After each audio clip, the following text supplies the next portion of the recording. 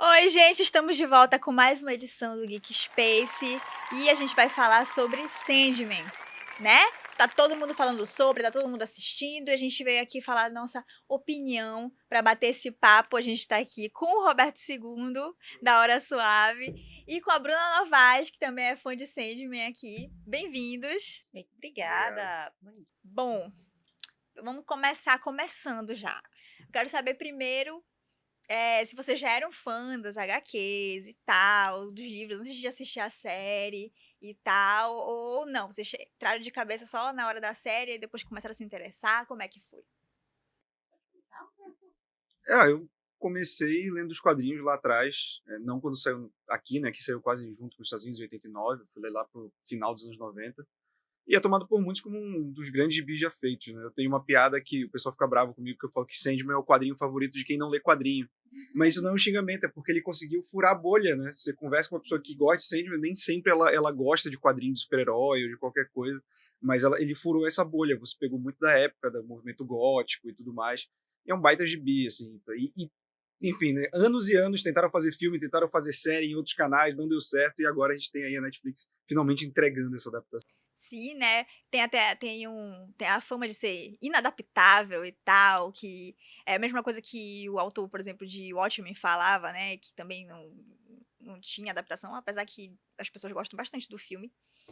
E aí, pode falar. Corroborando com o dado dele, que furou a bolha de fato, Sandman é uma das únicas 4 graphic novels a figurarem nos best-sellers do New York Times. Dentre elas, não só Sandman, Watchmen, O Cavaleiro das Trevas Ressurge e Maus, que é a icônica que, infelizmente, foi vítima de censura não tem muito tempo atrás. Pois é como se fosse, na verdade, eu acho que tem mais uma vibe livro do que uma vibe HQ, né? É porque, na verdade, Sandman, ele é uma graphic novel, e mais do que uma história, ele é uma história sobre histórias. Ele tem esse elemento de antologia, são várias histórias diferentes acontecendo, e é interessante você pensar porque o Sandman, né, o personagem título, não é um protagonista, ele é, na verdade, mais um guia pro teu público. Essa história tá acontecendo e eu Pelo ponto de vista dele e tal, né? Exatamente, sim. Ele é o fio condutor, né? Exatamente. Ele tá ali também servindo como uma espécie de olhos do público. Isso está acontecendo, eu tô vendo, como é que eu faço? Ele só calhou de ser uma entidade sobrenatural. Exatamente. E tal. Olha, eu sempre ouvi falar, né? Eu já tô inserida nessa bolha aí que tá todo mundo... Não tinha como não conhecer Sandman. E eu acho legal também porque é uma coisa que tá muito atrelada ao autor, né? Todo mundo... Porque tem vezes que tu conhece uma obra e aí tu não sabe quem fez. Às vezes a obra é só famosa ou então o autor. Mas Sandman tu sabe que é do Neil Gaiman e é isso, né? E por mais que tu não conheça, não tenha lido, tu sabe o que é, sabe o que foi. E aí, toda aquela polêmica da série, será que vai ser bem adaptada e tal? Já começou que era pela Netflix, que não tem um histórico, né, lá muito legal de adaptações. Sem contar o atual estado da Warner, né, que é basicamente a detentora de vários títulos e vários direitos dentro da DC Comics. Tá? Que a gente sabe que a Warner também não tem, porque a Sandman tem... Acontece ali no mesmo universo, né, dos comics da DC e tal, pode interagir com o Batman, com toda essa galera aí e tal. A gente sabe que a Warner tem o pé atrás muito com essas coisas. Eu acho que a Warner subestima muito o público dela, sabe? Eles pensam muito assim, o público não vai entender. Gente, coloca lá e faz do jeito que é. Às vezes as pessoas, sabe, vão entender. A Warner tem um lance que é assim, o Sandman ele se encaixa numa outra parada que é o selo Vertigo, né? O selo Vertigo ele nasce depois de Sandman. Sandman é considerado uma das primeiras obras, né? Embora você tenha Monstro do Pântano, que vem antes, também é colocado. Só que o selo nasce ali em 90, 91. Sandman é de 89, Monstro do Pântano é 85, 86. Só que aí foi quando os editores viraram, isso aqui é um pouco mais adulto do que a gente faz, então vamos criar um selo para poder tirar isso do universo, porque o Monstro do Pântano ele é dentro do universo DC muito mais que o Sandman. O Sandman é mais no início, um negocinho aqui ou ali, mas depois os editores falaram, cara, isso não casa com o nosso universo, vamos separar, e o selo Vertigo veio também no início para dar poder aos autores, né? Nos anos 90, você tem vários nomes grandes da indústria fugindo de Marvel e DC para ir para Image, que era fundar uma editora em que eles tivessem direito sobre os personagens, e o selo Vertigo foi um pouco. Tanto que o Neil Gaiman consegue levar o Sandman para Netflix, porque ele tem direito sobre o que ele criou. Por exemplo, se você for levar, você não vai ter um autor que fez uma fase marcante dos X-Men conseguindo negociar essa fase com o cinema, entendeu? Porque pertence à Marvel. A mesma coisa do Superman. Já o Vertigo, não. Você tem ali o Sandman, você tem V de Vingança, que chegou a ser, embora V de Vingança seja um pouco complicado, porque a DC chegou a comprar com propriedade. Então o selo Vertigo também tem esse elemento de mais poder ao autor, né? Muita gente fala também, é interessante você colocar isso, porque é uma coisa assim, uma abertura assim, só um parêntese, que é interessante você pensar que a mídia ocidental, você pensa, Batman, quem é o autor do Batman? Quem é o autor de Sandman? Você sabe que é o Neil Gaiman, beleza. É um dos poucos casos, é uma exceção. É diferente do que acontece, por exemplo, do mangá. One Piece, você sabe que pertence ao Eiichiro Oda. Então é uma coisa que acontece também na mídia. Mas é engraçado porque o lance dos mangás também tem essas vibes, apesar da gente conhecer os autores, né? Porque, por exemplo, quem publica na Jump, aí as histórias são da Jump e tal, não sei o quê, e tem poucos autores que conseguem, tipo, publicar, vamos dizer, de uma forma independente, tipo, não, se eu vender esses bonecos aqui desse mangá, eu que vou ganhar o dinheiro e não a Shueisha, né, e tal. A vida do mangaka é muito dura, né? Os caras trabalham... É um trabalho ingrato. Quase 24 horas pra, tipo, torcer pro cara fazer um sucesso. Porque o Eiichiro Oda é o cara que tá lá no topo, ele é uma né? exceção, ele não é regra. Ele é basicamente só ele, e se eu não me engano, a mangaka de Inuyasha, que é a Rumiko Takahashi, eles são um dos pouquíssimos casos em que eles transcenderam, basicamente. O Akira Toriyama também. Né? Eu tenho o autor de... Poxa, como é o nome? Daquele do menino que... Eu me esqueço, que é o menino que é todo zen, assim, que é Shaman King. Nossa, sim. Ele também tem uma publicação, né? Ele publica, não dentro das revistas, né? Ele tem todos os direitos e tal do Shaman King. E é uma coisa assim, né? Que tu conhece o autor, torce pra ele, mas também tá ali atrelado à publicação, né? Exato. E também é interessante você pensar, por exemplo, o Neil Gaiman, ele já falou, eu não sei como é que pronuncia direitinho, sempre pronunciei Neil Gaiman a minha vida toda, mas ele fala que, por exemplo, o Sandman é dele, mas, por exemplo, John Constantine não. Caim e Abel também não são, eles são já personagens da DC, ele apenas emprestou para poder contar as histórias dele. Então é por isso que a gente tem, por exemplo, a polêmica da Joanna Constantine, nesse caso, porque ele não... você pode também me ajudar aqui, mas se eu não me engano, existe um pequeno problema com a utilização da imagem do John. Então, assim, ele preferiu colocar a Joanna Constantine, ela existe na história em quadrinho, mas é a versão lá. Pode spoiler free aqui, gente? Spoiler free? É que aparece no sexto episódio. Sim, ela de fato aparece nos quadrinhos, mas a Joanna do tempo atual supostamente deveria ser o Constantine. O próprio Neil, ele fala em várias entrevistas, fala, olha, pra quem não leu a DC, Joanna do passado, Joanna do presente, não faz diferença. Então, pra não confundir a cabeça das pessoas que possivelmente vão entrar em contato com a série, mas nunca tiveram contato com os quadrinhos da DC, vamos manter ela.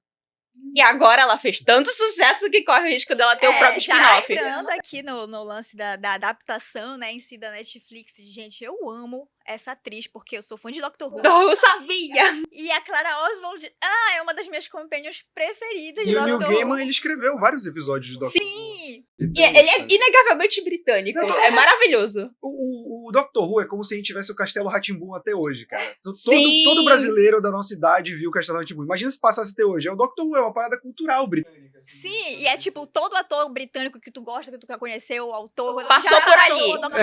Qualquer filme britânico que tu for ver, olha lá, Doctor Who. Mas esse lance da Joanna é interessante porque ele é uma questão de direito autoral. Porque, como a gente já falou aqui, o John Constantine não é criação do Neil Gaiman. Ele é criação do Alan Moore em Monstro do Pântano. E aí o que acontece? Você não pode usar porque o John Constantine já está com os direitos com a CW, com a DC, né? Ele aparece na série do Lucifer, aparece no... Que muita gente ficou triste com cancelamento, inclusive.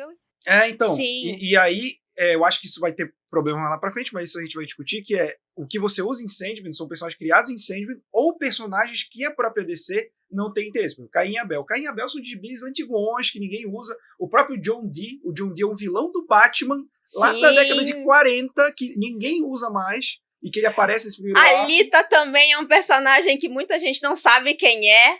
Lita vem de Hipólita. Faz aí a conexão rápida de quem ela é E parente. o ator que faz o John Dee fez o Ares no filme da Mulher Maravilha. Sim, né? maravilhoso. Ele é muito bom, o professor Maravilhoso. Lupin, né, do Harry Potter. Mas que bom que tu esclareceu isso, porque a Joana Constantine é uma das polêmicas de adaptação, né? Que sabe que tem a galera que quer que a coisa seja fiel a uma galera. Eu não posso falar muito julgar, porque eu também sou assim na maioria das vezes, já com, por exemplo, com os livros que eu leio, com Crepúsculo, etc. Eu quero que seja igual como eu imaginei. Então, Gente, o dia Crepúsculo é tão 2010. Então, né, eu sou assim também e tal. Mas é bacana tu esclarecer isso, porque não foi uma coisa tipo, foi a Netflix que mudou e tal, não sei o que, não sei o que. Também tem essa parada dos direitos autorais. E aí eu fico pensando também, porque tem esse lance como eu falei, da DC, da Warner, subestimar A audiência. a audiência, entendeu? Porque é a mesma parada com a polêmica do Henry Cavill voltar ou não pra ser o Superman. É tipo, cara, tu não pode usar outro Constantine, sabe?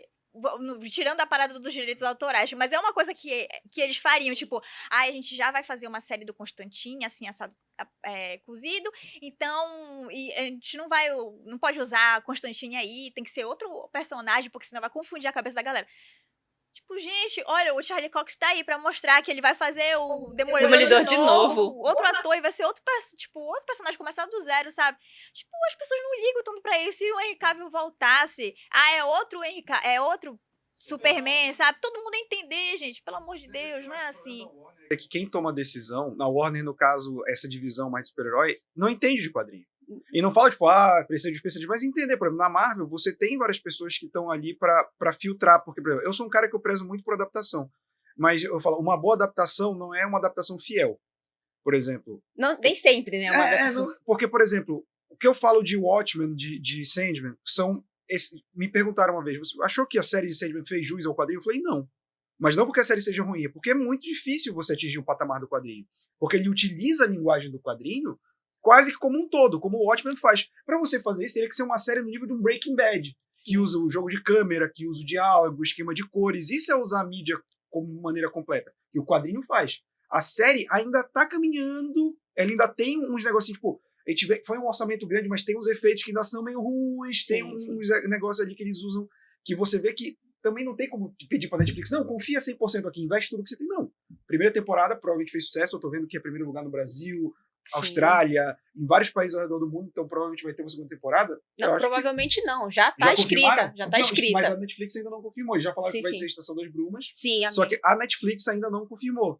Então eu acho que a Netflix confirmando, ela vai ver, vou aumentar aqui o orçamento, até porque em 2 anos ela já vai perder o carro-chefe dela, que é Stranger Things, e Sandman pode se tornar esse carro-chefe da Netflix, né, como série original. Ele já falou que é uma das apostas, né, que eles querem uma coisa que seja assim, o carro-chefe deles e tal. Até, eles falaram assim, a gente quer ter um produto que seja igual, sei lá, Harry Potter, não sei o que, blá. Eu falei, sim, gente, e Stranger Things, porque eles não tinham mencionado Stranger Things. Sim, Stranger Things é isso pra vocês, sabe? Tipo, Dark.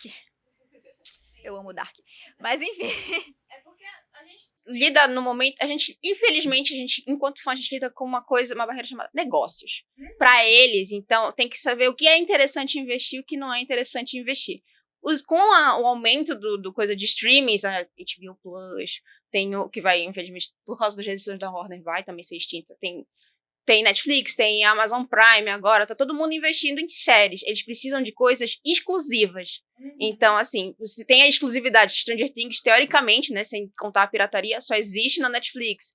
The Boys só existe no Amazon Prime. São coisas exclusivas, então você tem que ter realmente algo muito... O chefe, né? Uma coisa pra representar a... E aí eu queria... não, é rapidinho, é só... O último comentário que era justamente que eu queria fazer só sobre a série, também a questão da adaptação realmente não dá pra ser quadro a quadro. Só que eles também, a Netflix, como eu falei, é negócios, então eles precisam introduzir isso pra uma audiência totalmente nova, porque o quadrinho tem 33 anos, ele é mais velho que eu. Então, assim, pra uma audiência nova, geração Z, até a geração Y, né, que é o pessoal que tá um pouquinho antes, eles, tipo assim, tem que colocar pra esse povo novo. Então você não pode chegar com a mesma estética antiga. Poxa, é toda inspirada na estética dos anos 80. Você tinha... O Morfeu era baseado visualmente no vocalista do The Cure. Aí você pergunta pra alguém agora, da geração Z, millennial, assim, bem novinho, quem é Robert Smith? Não sei. Eu não gosto de fazer isso porque eu me sinto velho. Eu fui ver Stranger Things com a minha irmã, cara, é um exercício que... Aquela cena final, olha lá, ele tá com a espada do Conan. Ela virou pra mim, quem é Conan? Eu virei, Nem o Conan do Jason Momoa? não, aquele filme é horroroso. Mas ele existe. Mas não fez sucesso. Que nem o do Droga, Schwarzenegger. do Schwarzenegger, sim. É uma coisa assim, mas também tem muito dessa geração que tá precisando, né, de um... Galera que fica só no TikTok, eu vou falar que nem idosa agora, quem só fica no TikTok. Mas, gente, tá, sabe, vão aprender umas coisas que são, tipo, culturais, sabe? Uma coisa que é dever cultural, sabe? Exatamente. Eu tava falando pra minha mãe que acho que esse pessoal mais novo, que tá acostumado com uma série de 24 minutos por episódio, vai ter um derrame com Sandman ou séries britânicas, porque culturalmente os episódios têm por volta de 1 hora, 45 minutos no mínimo. Aí, então, é tipo, focar naquilo ali, porque, tipo assim, por mais que sejam poucos episódios, cada um é um filme diferente. Sim. E aí, eu queria, né, saber de vocês. Vocês gostaram da adaptação? Vocês acham que fizeram que fez jus e tal? Eu vi que a galera gostou bastante, fez sucesso, assim. Eu não vi ninguém criticando, pelo menos muito, assim. Então, eu acho que as adaptações de Sandman é assim. Ou as pessoas gostam, ou as pessoas odeiam muito, né? Como eu não vi ninguém odiando tanto, eu acredito que tenha sido, né, tenha feito sucesso aí entre os fãs. Eu quero saber de vocês. Olha, eu gostei. Eu achei uma série muito boa. Só tem uma coisa que eu falo, eu não gostei nem um pouco, é o primeiro episódio. Eu comecei o primeiro episódio e falei, putz, se a série for assim, eu não vou gostar. E aí, quando engata ali, o segundo e o terceiro episódio são bons, e quando chega no quarto, eu já tava querendo ver um atrás do outro. Eu falei, pô, a série cresceu muito. O primeiro, pra mim, é o que mais tem problema de adaptação. Porque, por exemplo, uma coisa que eu gosto em Sandman, principalmente dessa introdução, é que o que importa ali é no caso, o acontecimento, a prisão do Morpheus. E como isso impacta o mundo. Esse que é o lance da primeira história. E pra mim isso é muito bom. Tipo, ele é preso, e aí você tem o rei demônio lá que, pô, queria pegar a morte, ele vai tentando resolver aquilo, enquanto isso as pessoas vão dormindo, ou deixando de dormir, ou parando.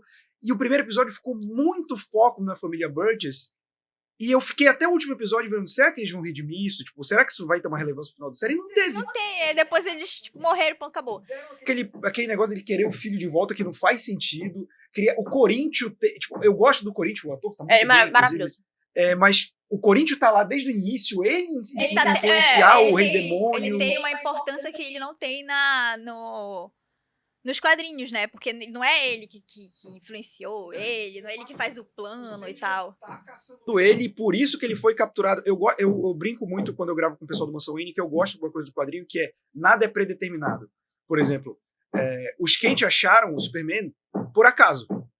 Não foi tipo, os Kent eram a família escolhida e tal. E eu gosto disso no Sandman também. O cara queria capturar a morte e ele deu sorte de capturar o Morpheus. O próprio Morpheus fala isso. Se fosse a morte, sim, cara, todos eles ali estavam perdidos. Ele ainda foi muito mais piedoso. E aí a série... Mas eu entendo também que é uma questão de fazer o público se importar, que é mostrar aquela família, que ele era um pai ruim, que o filho tentou se livrar, sabe? E, então, tipo, isso me incomodou no primeiro episódio. Mas depois, pra mim, flui bem. Isso também se mostra no episódio da cafeteria. Gente, eu sou péssima com números e nomes, então eu vou lembrar. Ele tem 24 horas, 24/7. Aí, ele realmente também, ele é da mesma forma que acontece isso, eles também quiseram desenvolver os personagens secundários, ou pessoas que estavam por acaso lá, que é justamente fazer o público se importar com eles e fazer justamente a guinada do episódio importar mais, ou então ter um impacto ainda maior sobre a audiência. Quanto a mim, eu realmente, quanto a mim, eu gostei muito, muito, muito, assim, desde o primeiro episódio, porque, de fato, eu me importei com os personagens, adorei as mudanças que fizeram, por exemplo, o duelo entre o Morfeu e o Lúcifer, ele existe, mas não daquela forma. Não. E eu achei, visualmente, porque como a contação da história, né, precisa acontecer de um modo interessante visualmente, não só para quem conhece, mas também para quem não conhece, aquele jeito foi maravilhoso. Porque você vê a ação acontecendo, você entende, qual é a diferença? Por que ele tá falando isso? No original, para mim, parecia mais uma batalha de rimas, tanto que um meme É, que fala que é uma batalha de rap. de rap, porque eles estavam só frente a frente, assim, falando, parece uma batalha de rap, e tanto que um meme que circulou, Uma batalha estilo caju e castanha, uma batalha de repente. exatamente. Então, assim, outra coisa que eu acho que dificultou um pouquinho para muita gente foi o desejo, a adaptação do desejo, que é a antropomorfização do desejo em si. Então, o desejo, pro léxico português, é meio difícil entender o conceito, porque para nós a gente é muito preso à ideia de gênero, de coisa. Então, para nós, as nossas palavras algumas têm gênero. Para traduzir isso em Sandman, que existe um personagem que é canonicamente não binário desde a década de 80, ficou meio difícil. Então, assim, para nós, tanto que não é tanto problema que bom na dublagem, tanto que eles só optam por chamar desejo, não tentam chamar ele de Irmani ou coisa do tipo. Mas ainda assim, eu achei que foi uma pequena barreira, assim, que eu achei meio, poxa, que pena. Mas de resto... Mas o que tu falaste do 5º episódio, pra mim, é um exemplo de boa adaptação, tanto o 5º quanto o 6º episódio. Porque o 5º episódio, ele pega esse do 24 horas, que é quando o John Dee começa a fazer. Que eu acho que no quadrinho ele até tenta desenvolver personagens, só que ele vai fazendo isso edições antes. Sim. E no episódio ele faz só ele vai construindo a ideia de que a gente tem que se importar com esse personagem. Isso, só que pra mim o que fica mais legal dessa adaptação, tanto do 5º quanto do 6º, é entender que tem histórias que não precisam ser um episódio, por exemplo. Porque no quadrinho você tem a conclusão do Prelúdios Noturnos, que é esse primeiro arco, com o John Dee fazendo o que ele faz naquele diner 24 horas, e o Morpheus chega, encerra, e aí você vai para a batalha entre os dois, e é uma história inteira da batalha entre os dois. O episódio construiu aquela situação tensa, eu acho a criação de tensão desse episódio maravilhosa, de você ver que algo vai dar errado e começa a dar errado, e você fica nervoso. E só fica pior. E aí a batalha acontece e a conclusão do episódio. Você não teve um episódio inteiro para aquilo. Sim. Assim como o episódio seguinte, que é o Som de Suas Asas, que ele adapta tanto a história dele com a morte, quanto a história dele com o Robbie, que é o cara para quem ele cede a imortalidade, ele se encontra a cada 6 anos. São 2 histórias separadas no quadrinho, que eu acho que são tão singelas que ou você faria um episódio de meia horinha, ou você faz que nem ele fez, que juntou os dois. Eu acho que funcionou muito bem, porque você usa a morte de gancho para ligar o Morpheus com o Robbie, né? Esse lance é muito assim mesmo, essa parada de adaptação de episódios e tal, e capítulos e tal, até porque eu já vi que tem uma irmã aqui, otaku, então, sempre é assim, né, quando a gente vai ver, às vezes um episódio são vários capítulos adaptados, né, de mangá, até porque é uma mídia menor e tal. Mas é uma coisa que, como tu falou do primeiro episódio, eu achei que aquele primeiro episódio podia ser muito mais curto, né? O filme, ele tem a duração de um filme inteiro. Aí você pensa, muita gente, eu vi pessoas que não eram fã do quadrinho, morreram naquele primeiro episódio. Nossa, Sandman é o Senhor dos Sonhos. Eu dormi no primeiro episódio. Eu vi muito isso, sabe? Porque tem umas coisas que, tipo, cara, as pessoas não têm paciência pra ver e tal. E eu sou muito assim, tipo, pelo amor de Deus, tá se desenvolvendo ali, sabe? Algumas coisas precisam de tempo. Se tu não tem paciência, sinto muito, né? Mas, tipo, às vezes essas coisas me irritam. Mas tem umas coisas que realmente são desnecessárias, assim. Naquele primeiro episódio, eu fiquei muito assim... Porque eu acho que ele ser grande daquele jeito meio que diluiu os acontecimentos, que poderiam ter mais impacto e ficaram muito dispersos, sabe? Como tu falou, que o importante era ele ser preso e as consequências com o mundo e tal, blá, blá, blá, blá, blá, blá.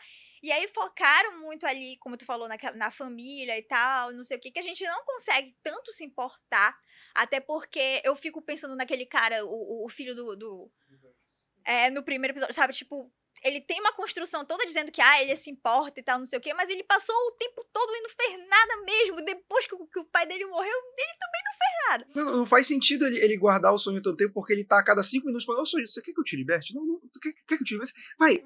Eu acho que o maior erro foi esse, assim, se colocassem ele como alguém mais ganancioso como o pai... Talvez a gente entendesse melhor a ideia de por que ele ficou ali 100 anos. E aí, pra mim, entra uma questão de adaptação que não só é passar dos quadrinhos, porque no quadrinho, ele é muito mais situacional, ele não cria essa relação, mas no pouco que ele mostra da relação do pai e filho, o filho não gosta do pai, mas é que é inevitável ele acaba seguindo os caminhos do pai, mesmo odiando ele. E aqui foi tipo, ele não gosta do pai, e no final ele lá, velhão, fazendo a mesma coisa que o pai Ele não fazia. fez nada. sem Ele sentido ficou nenhum. letárgico, não adiantou nada. E ele fazia as mesmas coisas, mas ele ainda achava que, pelo menos o pai tava ali, tipo, eu sou mal mesmo, cacete, não sei o quê. E o outro, o filho, não. E, tipo, isso faz tu até duvidar do próprio Morpheus, porque ele tá lá, tipo, oferecendo ele pra sair, por que que ele não sai?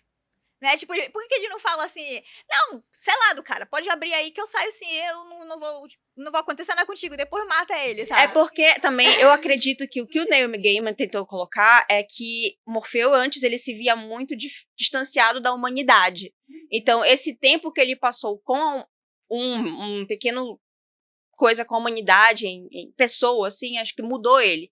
Porque antes ele era um cara no trono dele, acima de tudo. Tanto que pode ver que o trono dele é sempre elevado. Então, ele coloca que perder essas coisas fez com que ele perdesse um pouco da qualidade dele de ser sobrenatural. E isso obrigou ele a não só lidar com a humanidade, mas também com a própria função dele aqui na Terra. Então, eu suponho, não posso dizer isso, mas eu suponho que todo esse negócio do humano é justamente contrastar a ideia de um ser que poderia usar a força dele, porque ele mesmo fala, nós não podemos interferir nos assuntos dos mortais, mesmo eles interferindo quase sempre. Mas aí existe isso Sim, dentro mas da como eu te coisa. falei, isso fica como se fosse uma interpretação que tu tem que ficar reading. Exatamente. Tá Sim, entendendo? isso é verdade. E também Lá ficou muito assim. E você também tem que ter um certo conhecimento não só do quadrinho, mas também de entrevistas, essas Sim, coisas. eu acho Realmente, que se eu uma acho. pessoa for fã, ela já vai ter aquele coisa. Mas se uma pessoa chegar lá sem Primeira saber, vez é tu não difícil. consegue ainda entender ou pegar o gancho das coisas com o Morpheus e tal naquele primeiro episódio, sabe? É, Tu tem sim. que ir pro segundo e aí, tipo, tu começa, tá. Foi Tipo, por quando causa ele volta disso, pro tal. reino dele Sim. e tal, aí tu vê como ele é e tal, mais ou menos tu começa a entender por que que ele fez algumas coisas, porque no começo tu fica assim, cara, por que que ele tá, sabe? Sim, por que ele não usa essa força se ele não é um ser sobrenatural? Até porque ele sai de lá, porque eu falei assim, talvez ele não queira prometer nada e tal pra ele, porque ele esteja. O que eu entendi foi assim, que ele tinha uma moral tão forte que ele não ia mentir pra ele. Não, se eu sair daqui eu não vou te matar, sabendo que ele ia matar sim, né? Sim. Mas, Não, mas tipo, meio que é isso, sim, porque também existe essa ideia de que ele é meio que superior aos humanos de uma forma ou outra, entendeu? Tanto que a morte vem falar, cara, você não é não, sabe? E ainda vai. E eu acho que isso é um dos problemas, entre aspas, da série, que é você não se importa com o Morpheus. Não. Porque ele é muito babaca. Mas sabe? ele é, o problema é que ele é. Ele é, então, mas pra uma série você precisa se importar com alguém. Sim. Talvez seja isso que eles tentaram fazer Ainda no mais primeiro quando ele é o episódio. personagem título e você você deduz que ele é o protagonista. e tipo, poucas séries conseguem fazer tu assistir uma série em que o protagonista não é gostável. Poucas séries conseguem fazer isso. Tipo, às vezes tu se agarra, tipo, no personagem secundário, eu gosto mais desse personagem secundário. Mas o personagem principal tem que ser gostável, porque senão tu vai tá acompanhando tudo por aquele personagem. Então, tipo, tu vai ficar se irritando, ou, não quero saber dele, sendo que a história, né? Então, poucas séries conseguem fazer isso e tal. Eu não achei ele não gostável. Eu me interessei pela história dele e tal. Mas como eu falei, ele ficou muito. Eu acho que, como tu falou, foi uma tentativa de fazer a gente se importar com as outras pessoas, já que ele tava ainda meio ali mistério, né? Mas acabou ficando, eu acho, meio aguado esse primeiro episódio, assim. E é uma pena, porque, como tu falou, muita gente não vai pro segundo, entendeu? A não ser que tu seja fã mesmo, já saiba, ou esteja, não, eu vou ver até o segundo. Eu geralmente não dropo nada no primeiro episódio, sempre vou pro segundo, porque nunca se sabe. Meu que ele tem a regra do 1/3, eu vejo 1/3 do produto. Se eu não gostar, eu não. Então, se você tem 9 episódios, eu vou ver 3. Se eu não gostar, eu paro. Tipo isso. Então, no geral, né, porque o meu editor já tá aqui. Lorena! Eu choro aqui, porque eu queria que o programa fosse 3 horas de duração. Coitado do editor. Coitado do editor. Mas, então, no geral, eu acho que ficou uma adaptação legal. Assim, estamos esperando pela segunda temporada, né? Com certeza. E, tipo, é um universo que tem muita coisa pra explorar, né, gente? Isso é maravilhoso. É o que eu falo de Star Wars, assim, também. Tem tanta coisa pra... Poxa, tem tanta coisa pra explorar, sabe? Assim, então... Vamos ver coisas novas, né? Vamos entrar aí no mundo de coisas novas. E é sempre legal ver uma história que tenha, tipo, várias entidades, assim, representando as coisas. Eu adoro, tudo que tem essas coisas, eu tô lindo. Mangá, tudo que tiver... O diferencial dessa série, que eu acho que muita gente já deve ter percebido, é que os temas são universais e eles já sobreviveram ao teste do tempo. Então, quem vê uma pessoa daqui, ou uma pessoa dos Estados Unidos, uma pessoa da África, todos vão ver que são temas que a gente consegue se relacionar. Morte, o nosso lugar na Terra, essas coisas. Então, eu mal espero para ver isso sendo desenvolvido na tela, assim, sabe? São coisas muito bonitas. Então, pra vocês, seria um ponto positivo que a Netflix conseguiu aí. Uma adaptação positiva. Vamos esperar as próximas. One Piece, vamos esperar isso. Mas que Sandman tem o Neil Gaiman ali em cima, né, cara? Sim. O Neil Gaiman, acho que ele é o cara principal, porque ele sempre foi um cara à frente do tempo dele em discussões. Sim. E ele traz essas questões de manter mesmo. Por exemplo, uma coisa que a série faz maravilhosamente é você tem bem mais pessoas negras no elenco que no original não tinha. Não só dos principais, você vê nos arredores e tudo mais. Exatamente. Eu achei que, pelo menos no primeiro episódio, no segundo episódio, às vezes tu acha que tem até mais pessoas negras do que pessoas brancas. Eu acho... Gente, é porque é isso que eu tô te falando. Como é uma linguagem universal, tanto faz a cor da pessoa, a raça da pessoa, o que quer que seja, sabe? É uma história universal. A Rose é uma menina que ela tem sonhos. Que menina não tem sonhos, entendeu? Então, o fato dela ser preta ou não faz diferença pra história. Isso é incrível, desde lá da década de 80, gente.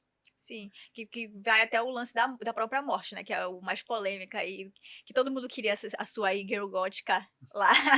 Mas, tipo, vai ter a girl gótica do mesmo jeito. Exatamente. E, gente, o negócio é que ela influenciou a estética gótica, mas é uma coisa assim que o povo esquece que o próprio Sandman já tem a sua representação negra no quadrinho. Então esse pessoal que quer causar em cima parece que não leu o Morfeu, como ele é uma entidade que precisa ser reconhecida por outras pessoas, ele pode ter a forma que for necessária, não importa a cor. Ele já apareceu como um homem preto, ele já apareceu como um gato para outros gatos. Mas o Neil Gaiman, qualquer coisa que ele puder colocar um gato, ele vai colocar um gato. Perfeito, a gente seria BFF. BFF. E é isso, gente, a gente tá aqui então os Sandman aqui na nossa review. E que bom que vocês gostaram, né? Eu sempre falo assim, porque eu, por exemplo, não li as HQs, mas eu sempre fico feliz quando os fãs do material base gostam das adaptações, porque é disso que a gente precisa, sabe? Chega de sofrimento, tristeza e frustração. Mas a gente também tem que... É uma questão, assim, que eu também queria muito comentar, que é eu não pratico gatekeeping nesta casa, que é basicamente... pra você ser um fã de verdade, você precisa ter lido as HQs. Não, cara, uma pessoa que tá chegando agora, vendo a série, gostando dos temas, ela é fã de Sandman. Acabou-se, nós somos fãs de Sandman agora. A pessoa reclamou por 30 anos, porque ninguém conhece, porque ninguém sabe o quão é bom, não sei o quê. Tem muito, né? Não só com Sandman, mas com muitas coisas, tipo, puxa, só eu gosto sozinho, não sei o quê, não sei Exatamente. Pra comentar. Aí começa a ganhar popularidade, né, com adaptações e coisa parecida, aí todo mundo, careta, agora todo mundo gosta, quando era eu não ia gostar. Sim, o que você quer? O que você ganha com isso? E é muito engraçado que o nível vai continuar o mesmo. O pessoal que leu a HQ é superior ao pessoal que viu só a série. Aí o pessoal que viu só a série vai lá e devora a HQ em menos de uma semana. Caramba, eu li, é tão legal quanto você me falou. Mas eu li muito antes que você. Vai continuar nisso. Então quem quer ser ruim, vai continuar sendo ruim, mas assim, o bacana é isso, que a gente vai ter mais gente gostando dessas coisas maravilhosas, sabe? Eu lido com gente assim no canal todo dia. Impressionante. Haters gonna hate, né, galera? Sempre. E com essa frase de impacto, a gente encerra o Geek Space dessa semana. Assistam os nossos outros episódios que estão maravilhosos. Esperem que semana que vem que vai ter muito mais. Beijos, obrigada, gente. Eu que agradeço. E até a próxima, espero que vocês voltem. Tomara.